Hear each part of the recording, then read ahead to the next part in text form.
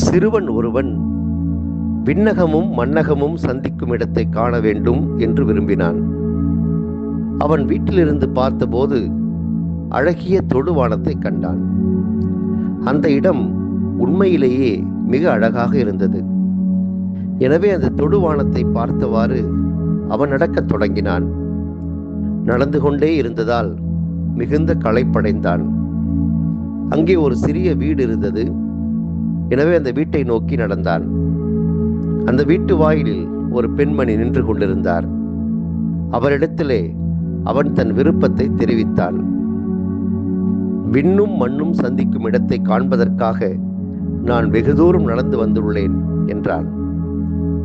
அவனுடைய விருப்பத்தை புரிந்து கொண்டவராக தூரத்தில் இருக்கின்ற ஒரு வீட்டை காண்பித்து, அதோ தெரிகிறதே, அந்த வீட்டை நோக்கி நீ விரைவாக செல்.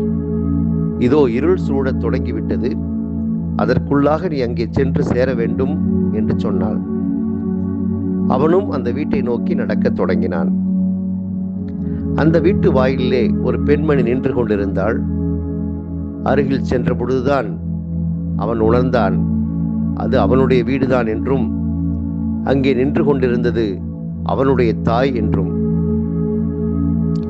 விண்ணும் மண்ணும் சந்திக்கின்ற இடம் தன்னுடைய வீடுதான் என்பதை அவன் புரிந்து கொண்டான். தவக்காலத்தில் 2வது ஞாயிற்றுக்கிழமையாகிய இன்று இயேசுவின் தோற்ற மாற்றத்தை நற்செய்தி நம் கண் முன்பாக படைக்கிறது. தாபோர் மலையில் நிகழ்ந்த இந்த தோற்ற மாற்றத்தை காணும் பேறு பெற்றவர்கள் பேதுருவும் யோவானும் யாக்கோவும். விண்ணிலிருந்து மோசேயும் எலியாவும் அங்கே வந்திருந்தார்கள். உண்மையிலேயே விண்ணும் மண்ணும் இணைந்த இடம் அது என்று சொன்னால் மிகையாகாது. இயேசு தன்னுடைய இறை இயல்பை வெளிப்படுத்துகின்றார். அவருடைய தோற்றத்தைக் கண்டு அவர்கள் அதிசயித்து நின்றனர்.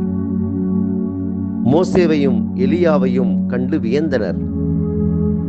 நாம் இங்கேயே இருப்பது நல்லது என்று பேதுரு தன் ஆவலை வெளிப்படுத்துகின்றார்.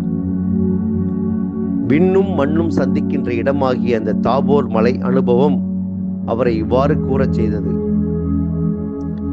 விண்ணிலிருந்து கேட்ட தந்தையின் குரல், என் அன்பார்ந்த மைந்தர் இவரே, இவர் பொருட்டு நான் பூரிப்படைகிறேன், இவருக்கு செவி சாயுங்கள் என்பது இயேசு இறைமகன் என்பதை எண்பித்தது. திருத்தந்தை லியோ இந்த ஆண்டுக்கான தவக்கால செய்தி வழங்கும் போது செவிமடுத்தலும் நோன்பு இருத்தலும் எனும் மையக்கருத்தோடு வழங்கியுள்ளார். இயேசுவுக்கு செவி சாய்க்க வேண்டும் என்பதுதான் தந்தையாகிய கடவுள் கூறும் செய்தி. இந்த தவக்காலத்தில் இறைவனின் குரலுக்கு செவிமடுப்போம். திருப்பாடல் 95 சொல்கிறது, உங்கள் இதயத்தை கடினப்படுத்திக் கொள்ளாதீர்கள். இன்று நீங்கள் அவரது குரலுக்கு செவி கொடுத்தால் எத்துணை நலம். எனவே இறைவனின் குரலுக்கு இத்தவக்காலத்தில் செவி கொடுப்போம்.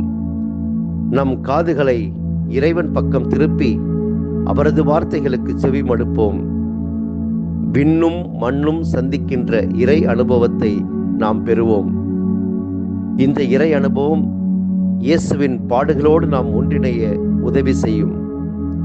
இறைவனின் அன்பு சீடர்களாக வழிநடக்கவும் நமக்கு துணை புரியும்.